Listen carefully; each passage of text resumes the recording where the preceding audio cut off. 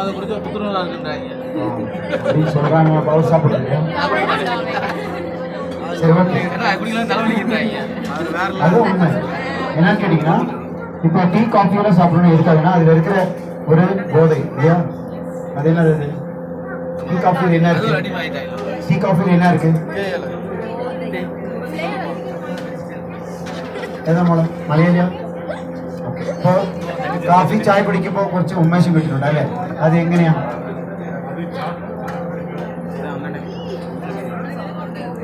ചായപ്പൊടിയുടെ സ്വാദമല്ല, ഏതാ? സ്വാദമില്ല. അതെന്താ? കഫീനാ. அது வந்து கேஃபீன் சொல்லுவாங்க. இப்போ அது பிளாக் டீலையும் இருக்கும், காஃபிலையும் இருக்கும். கிரீன் டீல மட்டும் இருக்காது. கிரீன் டீக்கு இதே இல்லை தான். கிரீன் டீ இதில் எவ்வளோ பேர் சாப்பிட்றீங்க? ரெகுலராக சாப்பிட்றது இல்லையா? ஸோ கிரீன் டீக்கு இதே இல்லை தான்.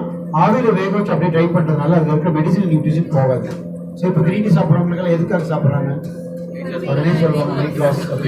யா, ஸோ வெயிட் லாஸ்க்கு மட்டும் இல்லை, இது மெட்டபாலிசம் இன்க்ரீஸ் பண்ணும், டாக்ஸின்ஸ் எல்லாம் ரிமூவ் பண்ணும். பட் அது என்னன்னா டேஸ்ட் வந்து டைப்பாக கிரீன் டீ வந்து கசப்பாக தான் இருக்கும்.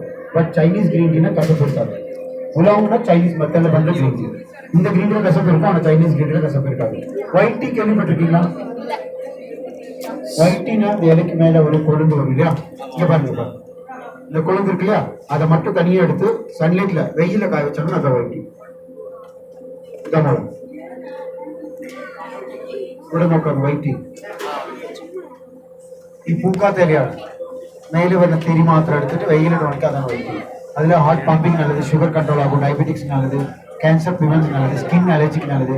பட் டேஸ்ட் இருக்காது, ஹெல்த்துக்கு ரொம்ப பெனிஃபிட்ஸ். ஆனால் ஒயிட் டீ நீங்கள் மார்க்கெட் நீங்கள் கேட்டுருக்க மாட்டீங்க இல்லையா?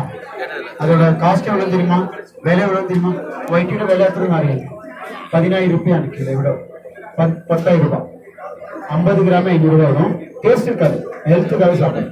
ஓகே, நம்ம வீட்டில் சாப்பிட்ற டீ எல்லாம் பார்த்தீங்கன்னா இப்படி இருக்கும் இல்லையா? ஸோ இதில் தான் ஸ்ட்ராங் அண்ட் கலர் இருக்கும். ஸோ இதில் வந்து டேஸ்ட் நம்ம மில்கோட சாப்பிடணும். பிளாக் டீ கட்டஞ்சாய பண்ணுறதா தான் வீட்டில் எது பண்ணுவீங்க? அதில் மோல்டு வீட்டில் கட்டஞ்சாய் எதை மோளை காமிச்சு கொடுக்குது? என்னோட வீட்டில் கட்டஞ்சாய் ஏதாவது காமிச்சு கொடுக்கலாம். അതെ, അമ്മ ഉണ്ടാക്കുമ്പോ കണ്ടിട്ടുണ്ടാവില്ലേ? നോക്കിയില്ലേ? അതാണ്. പക്ഷെ എല്ലാരും உங்க வீட்டுல கேட்டாலும் பிளாக் டீ எது யூஸ் பண்ணி அதை காமிக்கிறீங்க.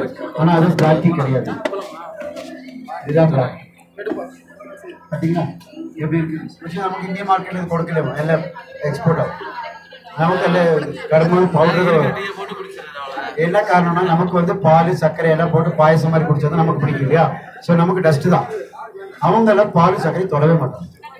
ஓகே, ஃபாரினர்ஸ் யூரோப்பியன் பீப்புள்ஸ் எல்லாம் பிளாக் டீ சாப்பிடுவாங்க. சைனீஸ் பீப்புள்ஸ் எல்லாம் கிரீன் டீ மட்டும்தான் சாப்பிடுவாங்க. அவங்க பால் சர்க்கரை எதுவுமே இது வரைக்கும் தொட்டதே இல்லை அவங்க. அதனாலதான் அவங்க எல்லாம் பார்த்தீங்கன்னா 100 வயசு ஆனாலும் ரிங்கிள்ஸ் வராது. பால் சர்க்கரை யூஸ் பண்ணாலும் நம்ம சீக்கிரமா வயசாயிடும். 50 வயசுலயே முட்டையெல்லாம் உடஞ்சி போய் தேஞ்சு போயிடுது. அது என்ன காரணம்? அதிகமான சுகர் யூஸ் பண்றதுனால. சுகர் யூஸ் பண்ணது பஞ்சசாரம் நல்லதல்ல. நம்மள பஞ்சசாரம் வேண்டாம். White sugar is white poison. Okay, இப்போ எல்லாரும் போய் டீ சாப்பிடுங்க. பிடிச்ச டீ சாப்பிடலாம்.